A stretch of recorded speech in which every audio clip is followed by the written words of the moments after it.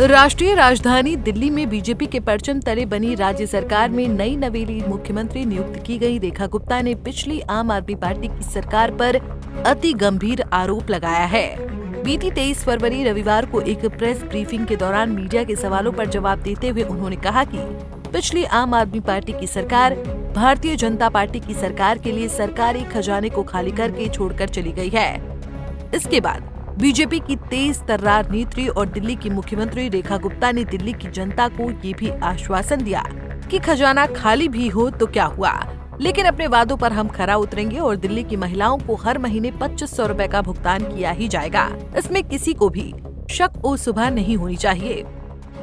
जो स्थिति सरकार ने हमारे सामने छोड़ी है, जब हम अधिकारियों के साथ बैठ करके आज की सरकार का फाइनेंशियल स्टेटस देखते हैं तो सारे के सारे सरकारी खजाने खाली दिखाई देते हैं। ये दिल्ली की जनता के लिए एक रेगुलर फीचर है, एक रेगुलर काम है बहनों के लिए, और इसकी बहुत ही डिटेल्ड प्लानिंग के साथ में इसे हम जनता के बीच में लाएंगे, निश्चित लाएंगे 1000%। देखिए वो लोग क्या कर रहे हैं, क्या उनकी वर्किंग है, क्या विजन है, पिछले 12 साल में दिल्ली ने देखा है। हमारा ध्यान दिल्ली की जनता पे है, अपने काम पे है, वो जाने उनका काम है। सीएम रेखा गुप्ता के इस बयान से बवाल मच गया है। आम आदमी पार्टी से प्रतिस्पर्धा की राजनीति करने वाले राजनीतिक दिग्गज उस पर एक और गंभीर आरोप मढ़ने की भरसक कोशिश कर रहे हैं। वक्त रहते आम आदमी पार्टी की दिग्गज नेत्री और दिल्ली की पूर्व सीएम आतिशी ने अपनी पार्टी पर लग रहे इस आरोप को डिफेंड करने की कोशिश की है। उन्होंने कहा है कि बीजेपी की सीएम रेखा गुप्ता दिल्ली की जनता का उन वादों पर से ध्यान भटकाने की कोशिश कर रही हैं, जो उनकी पार्टी ने चुनावी अभियान में जनता से किए थे। वाजिब यही होगा कि वो जनता से किए वादों को पूरा करें, लोगों का ध्यान भटकाना बंद करें।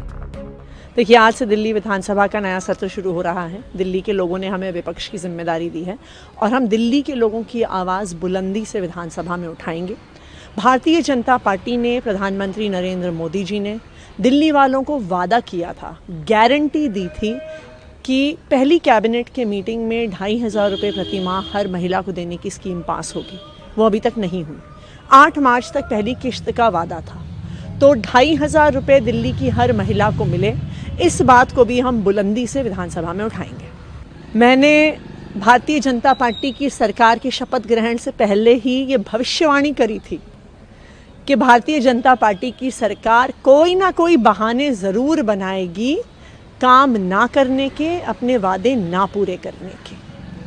जब अरविंद केजरीवाल जी दिल्ली के मुख्यमंत्री बने थे तब 30,000 करोड़ का दिल्ली का बजट था, लेकिन तब भी अरविंद केजरीवाल जी ने मुनाफे की सरकार चलाई। फ्री बिजली दी, फ्री पानी दिया, अच्छे स्कूल दिए, अच्छे अस्पताल दिए, फ्री बस यात्रा दी, फ्री तीर्थ यात्रा दी।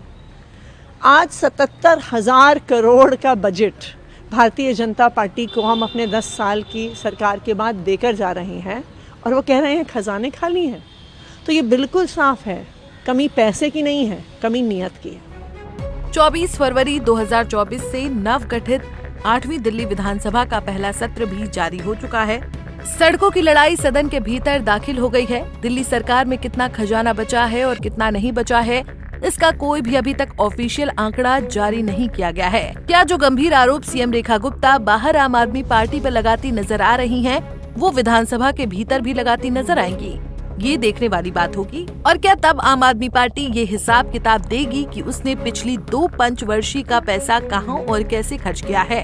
ये पहला मौका है जब किसी राज्य सदन के भीतर आम आदमी पार्टी बीजेपी के सामने मुख्य विपक्ष की भूमिका में जाकर विराजमान हुई है। आपको शिक्षित वर्ग की पार्टी माना जाता है। ऐसे में इस बार दिल्ली विधानसभा के भीतर जबरदस्त घमासान देखने को मिल सकता है, क्योंकि बीजेपी धार्मिक राष्ट्रवाद से ओतप्रोत पार्टी है, जबकि आम आदमी पार्टी काफी तर्कशील मानी जाती है। Bureau report, Punjab Kesari TV. हमसे जुड़े रहने के लिए हमारे YouTube चैनल को सब्सक्राइब करें और नई वीडियो की नोटिफिकेशन के लिए बेल आइकॉन को दबाएं।